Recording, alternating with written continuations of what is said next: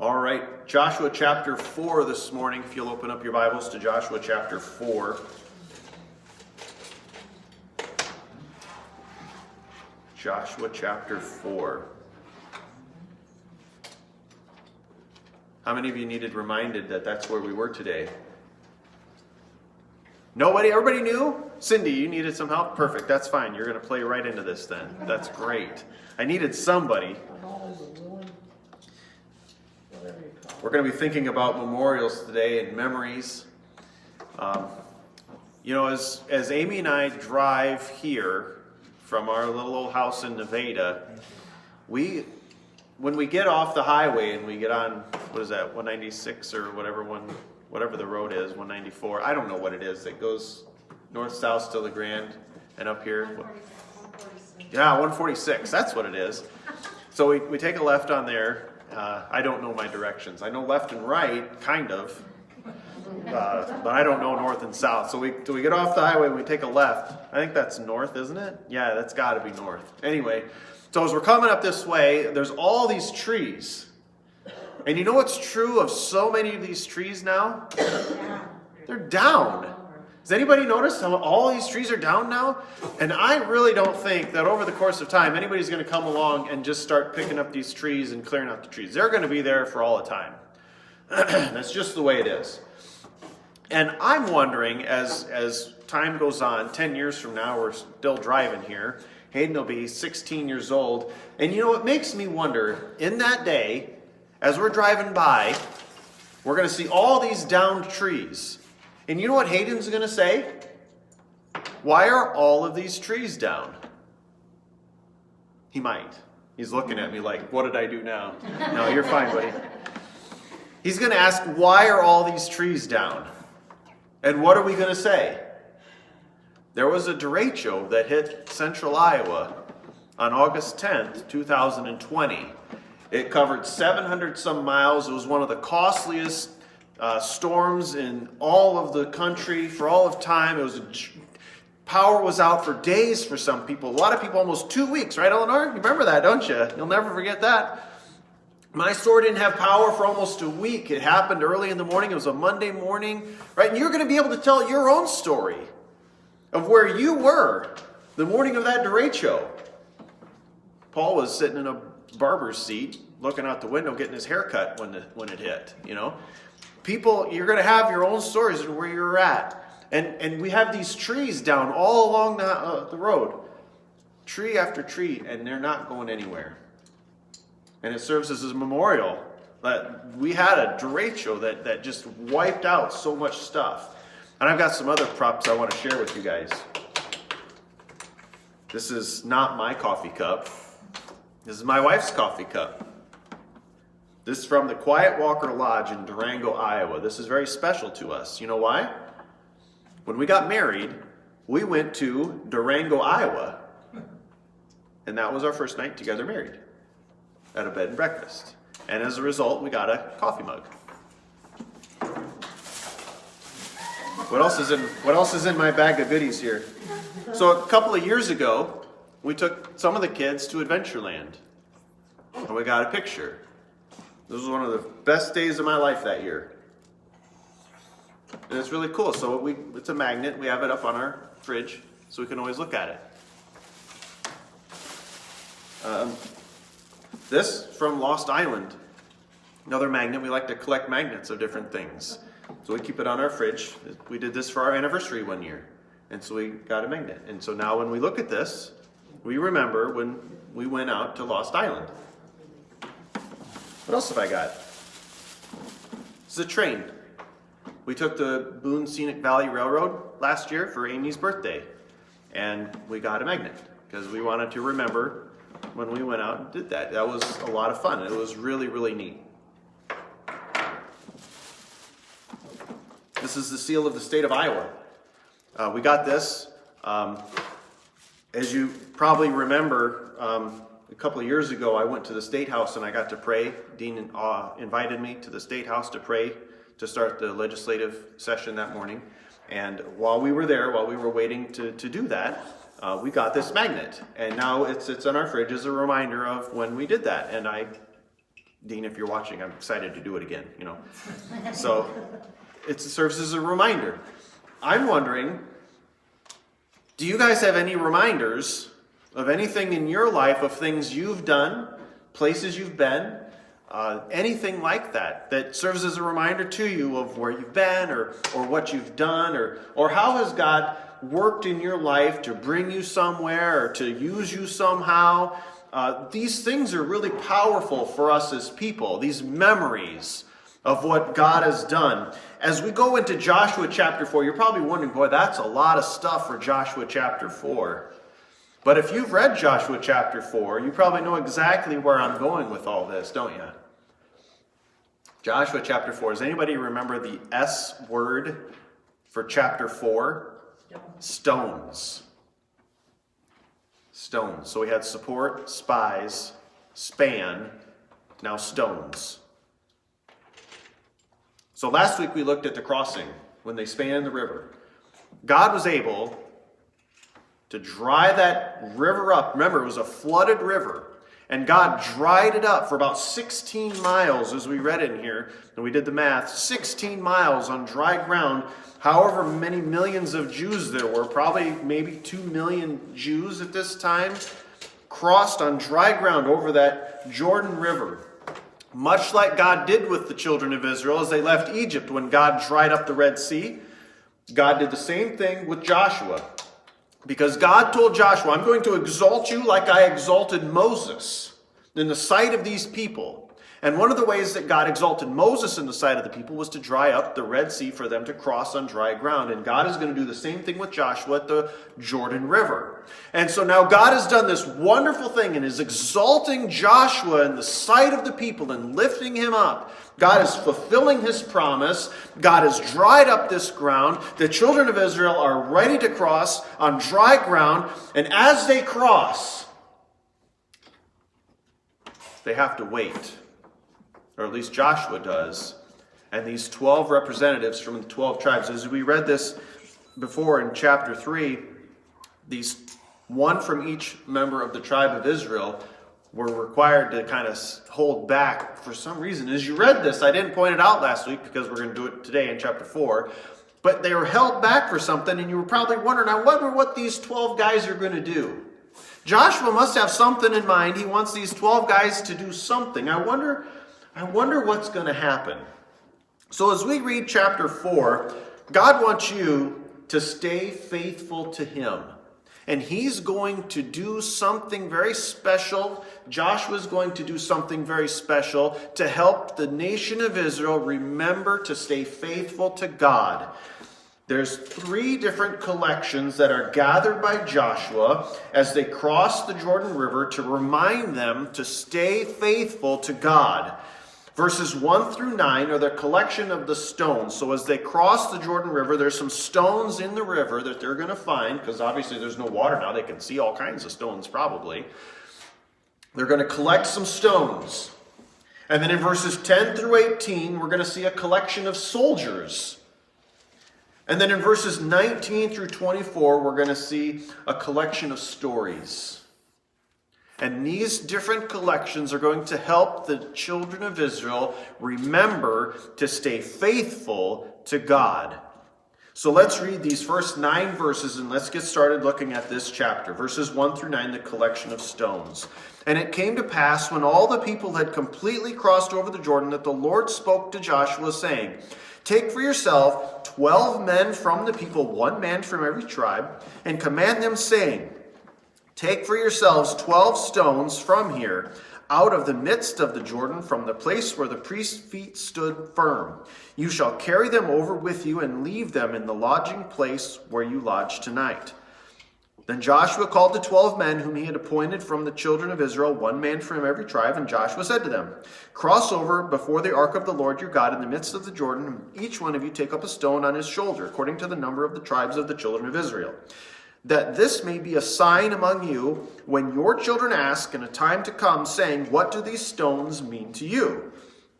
Then you shall answer them that the waters of the Jordan were cut off from before the ark of the covenant of the Lord when it crossed over the Jordan, when the waters of the Jordan were cut off. And these stones shall be set as a memorial to the children of Israel forever. And the children of Israel did so, just as Joshua commanded, and took up 12 stones from the midst of the Jordan, as the Lord spoke to Joshua, according to the number of the tribes of the children of Israel, and carried them over with them, and to the place where they lodged, and they laid them down there.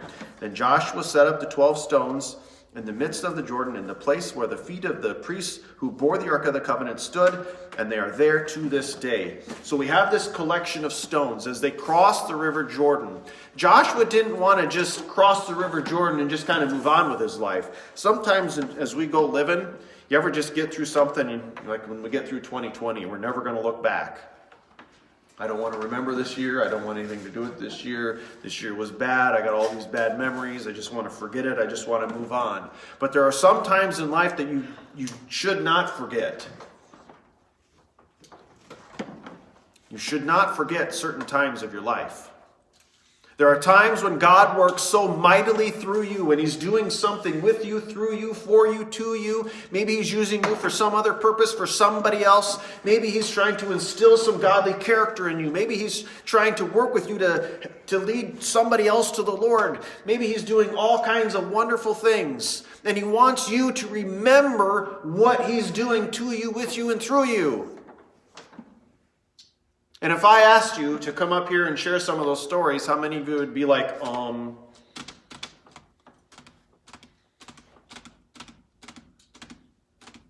don't know. That's not good. There's something to be said about remembering events, remembering times, remembering what happened. Our memories are awful, and the older I get, can somebody give me an amen? The older I get, the worse it becomes. Amen to that. Thank you. I don't know if you're like me, but I am not as thoughtful in my memory as I was in years past. I was like a steel trap in my prime. You'll never believe it, but back in my prime was a steel trap. But today, not so much. I'm thankful for this collection of magnets that I can look at.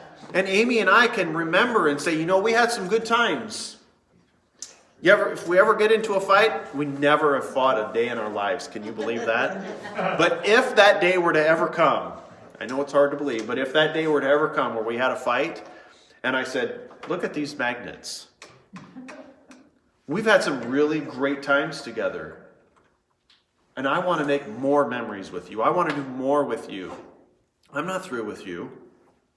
What do you think that would do to her? It would probably quicken her spirit. It would probably enliven her. She would probably be filled with energy and life. And when you turn to God and you say, you know what, Lord, I remember when you fill in the blank. What has the Lord done for you? What did He do for you? Do you remember when He saved you? Do you remember when He led you through this? Do you remember when He answered a prayer for you that was so specific that only God could have done this for you? Do you remember that stuff? I can remember all kinds of stuff that God has done for me, and I'm so thankful for that.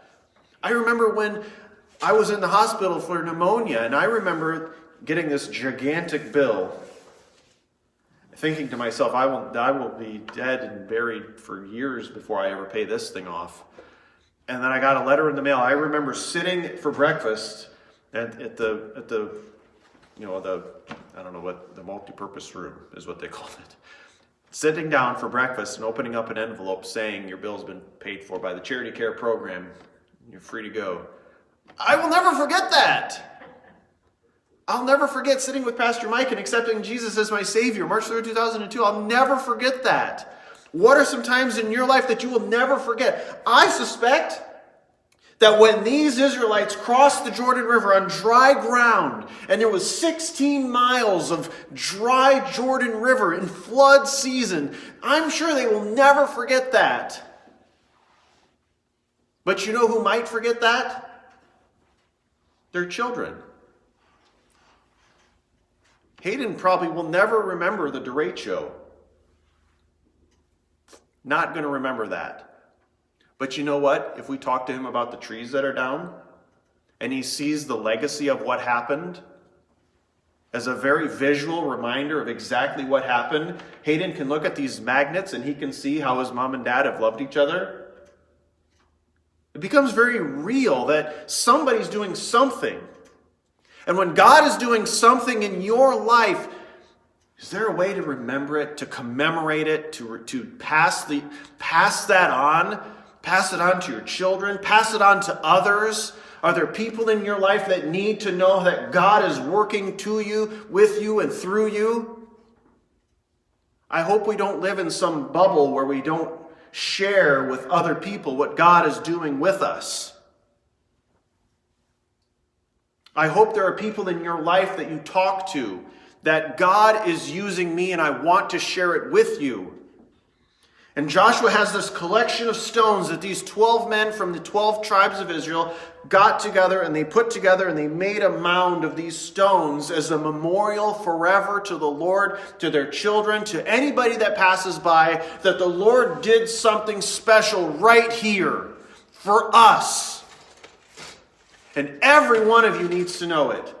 And every one of us needs to be able to pass this on to everybody that we know. Our children, our grandchildren, our neighbors, our friends, other countries, if we're Joshua, need to know that God is busy and active in our lives. God is not inactive with us. If he's inactive with you, I got a whole nother sermon for you. Nobody? Okay, that's fine. You don't need it then. That's fine. Maybe he's active with you.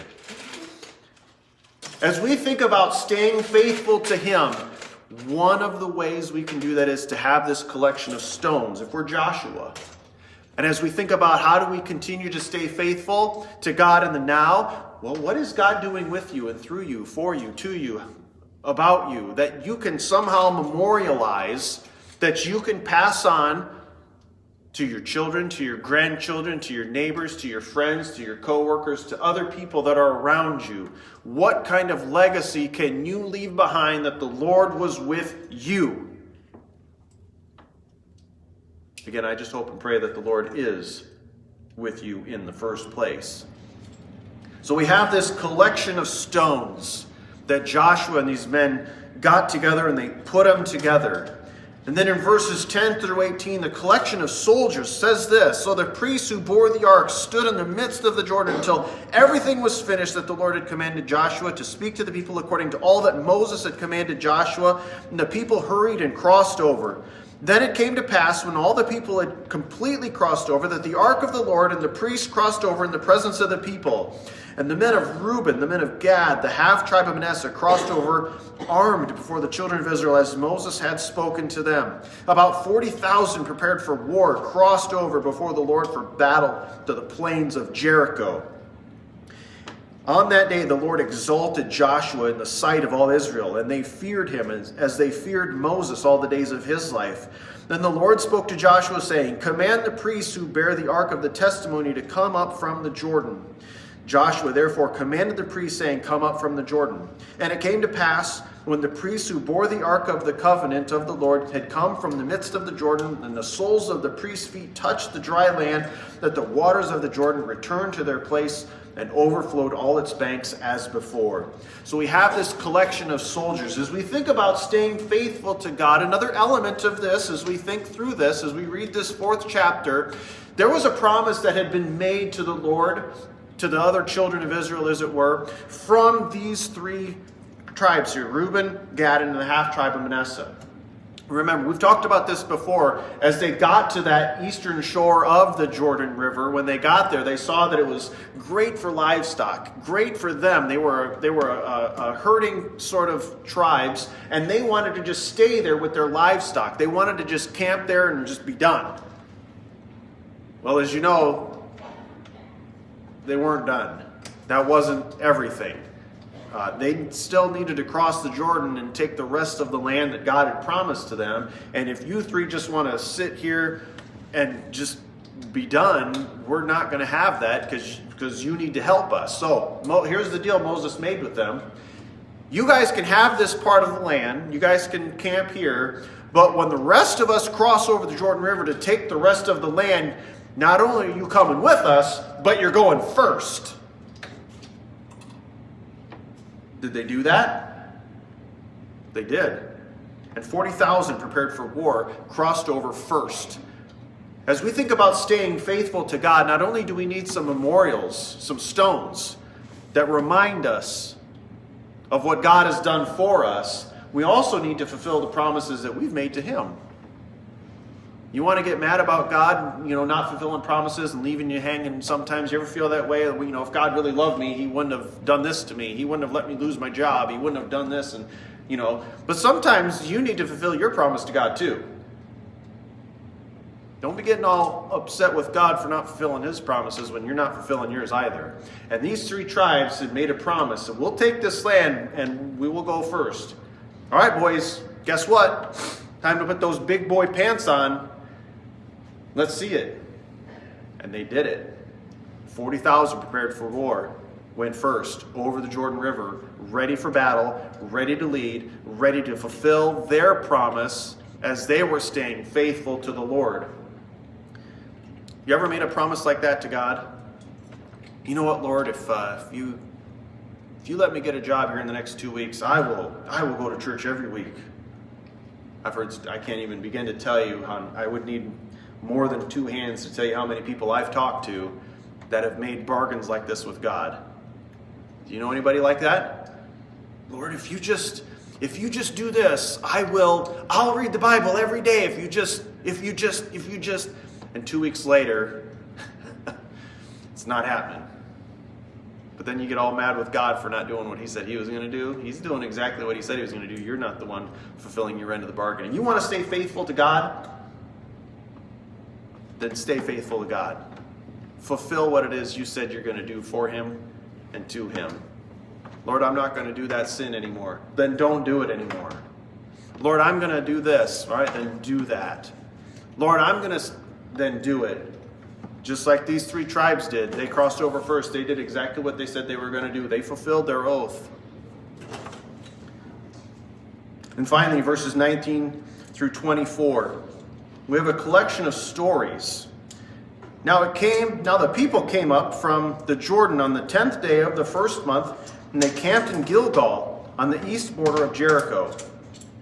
And those 12 stones which they took up out of the Jordan, Joshua set up in Gilgal. And he spoke to the children of Israel, saying, when your children ask their fathers in time to come, saying, what are these stones? Then you shall let your children know, saying, Israel crossed over this Jordan on dry ground. For the Lord your God dried up the waters on the Jordan before you until you crossed over, as the Lord God did to the Red Sea, which He dried up before us until we crossed over. That all the peoples of the earth may know that the hand of the Lord, that it is mighty, that you may fear the Lord your God forever. So we have this story now that we are meant to pass on. And I suspect that this crossing of the Jordan River was not the only story that the Israelites could have passed on to their kids, because he does make mention of the fact that there's another parting of the sea, the Red Sea, that we could also be passing on to our kids. And we set these things up so that they'll ask. It's really nice when people ask questions of us. It's really tough to just walk up to somebody and say, hi, I want to tell you about Jesus Christ. A lot of people don't like that. But when they ask me about something and I get to share with them Jesus, let me tell you guys, that works like 1,000,000 times better. When people want to know, if it's appealing to them to know, and they start asking questions and it opens up all kinds of possibilities. Guys, this is what, I don't know about you, but this is what I live for. You know what I mean? I paid a lot of money to be able to have these kinds of conversations, and I love every one of them. And it works so much better when you ask me about it instead of me just ramming it down your throat. People don't like that. And this event, these stones, for example, the parting of the Red Sea, these stories that we can pass on, the children can ask and they can find out. I had a conversation with somebody yesterday. We were talking about Christmas music. Of all things, I don't know why we were talking about Christmas music. Really strange. It's not just yet. please don't start that music just yet. It's not so bad when you're in church and you sing Go Tell It on the Mountain, and it's a great song. It's another thing when you listen to on repeat the same 4 songs in a retail setting for about 11 hours. It's a whole different ballgame. I'm not ready for that just yet. And you would think that as a pastor, I would be all about Christmas music and that sort of stuff. And let me be honest with you. Can I just be candid for a minute? I can't get there. I'm going to take a lot of heat for this, I'm sure. You have to like, no, I don't have to like anything. Let me tell you why I don't like Christmas music. What is Christmas? Christmas is the story of when Jesus came to this earth as a baby. And his birth allowed for his death. And when we sing these cartoonish kind of songs, the Chipmunks and the like, and I feel like we completely lose the essence of the grandeur of what the incarnation of the Son of God actually means. Does that make sense? This is my opinion. Why do I bring this up? This person that I was talking to asked me about it, and it gave me an opportunity to share the gospel with her like that, in a way that I wouldn't have been able to if she wouldn't have asked me about it. And we had a great conversation about Christmas music and what Christmas really is. And I'm telling you, if she didn't know what the gospel was before, she does now.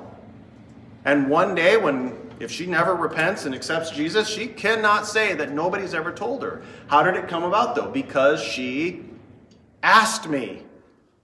When people ask questions, it allows for awesome responses. And so when you wake up in the morning and your kids are saying, I don't want to go to church. It's too early. Here it comes. Why do we even have to go to church? Are you ready for that question? What are you going to say? I don't know either. I don't like going either. You missed it. You missed it. Go on. Say goodbye to that one. You'll never get that one back. But when they say, why are we going to church? I don't want to go to church. And you can tell them, when we get to church, we're going to study the Bible. We're going to learn about Jesus, and we're going to fellowship with other people. We're going to sing songs, and we're going to have a great time. And you know what a lot of times kids do? They'll say, okay, let's go. Have you ever taken that opportunity? Maybe when we do communion, well, why are we doing this? What is all this for? That's why I got to share with this one right here about the death of Jesus in bed one night. Because we had communion one day. Why don't I get to drink it? Why don't I get to eat it? He asked questions, and you get to answer these questions. You know how many stories you can tell people when they ask you questions? You can tell them all kinds of stories about who Jesus is, what he's done for you, his death, his resurrection, all kinds of stories. When's the last time you shared a story with somebody because they asked you about something? Oh, wait.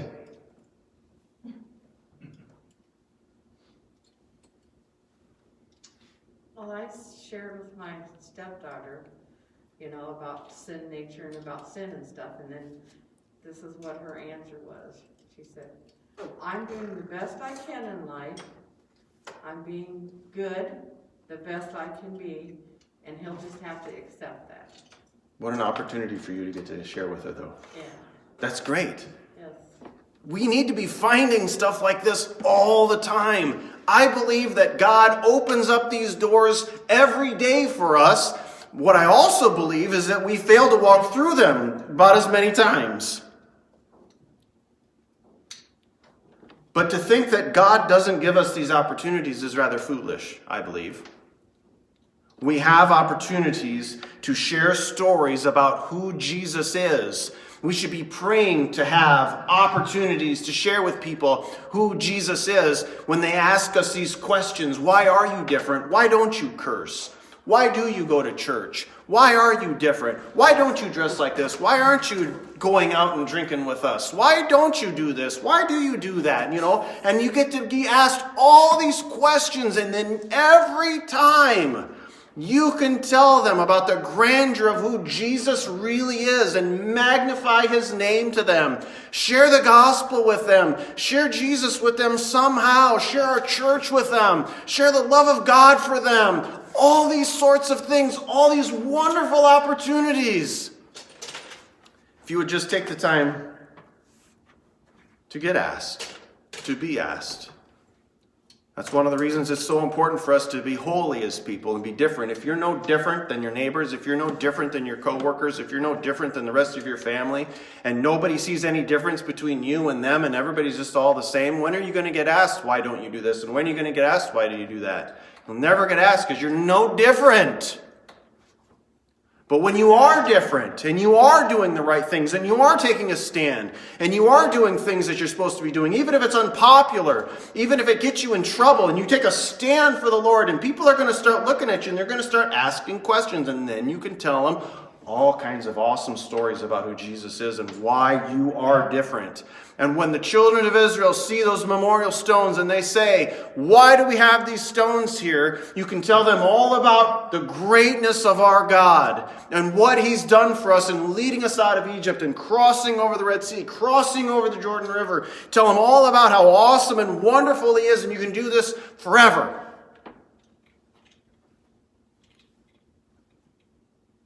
Do you want to stay faithful to him?